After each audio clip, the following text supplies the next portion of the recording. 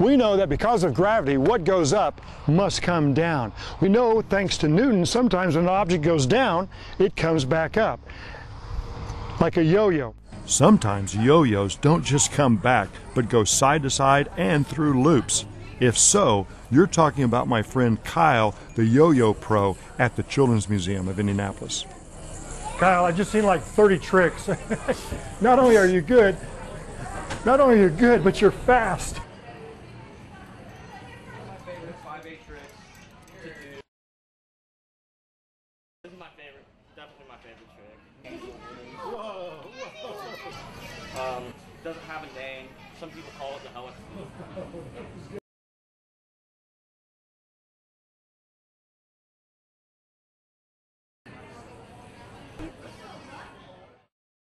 Isaac Newton may not have played with this yo-yo, but the forces and the math that make this thing go up and down are still being studied today. In fact, they're being studied here at Center Grove Middle School North. Let's go check it out.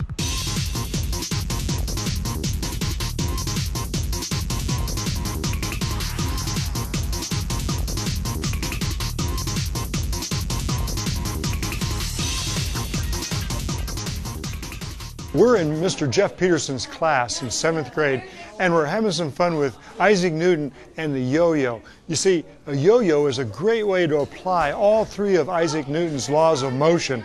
But hey, don't take it from me. Let's listen to these kids as they explore science and have some fun with the yo-yo.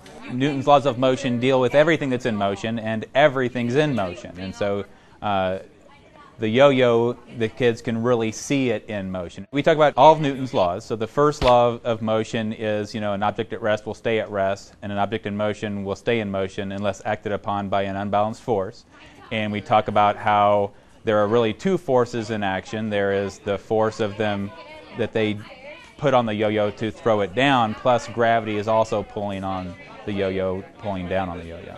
We also talk about Newton's second law of motion. Once acted upon by an unbalanced force, will accelerate in the direction of that force. The harder one, though, is Newton's third law, which is for every action there's an equal and opposite reaction.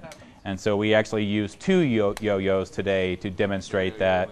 One yo-yo is going to hit the other yo-yo, and it's going to then transfer the energy over, and it's going to keep moving in that other direction. We use books, and we use them as references, but we don't just use books. I think a really good way of helping kids understand physics is by helping to experience it. Having kids interact with the materials as much as possible and helping them experience the hands-on activities is really the cornerstone of making really good science.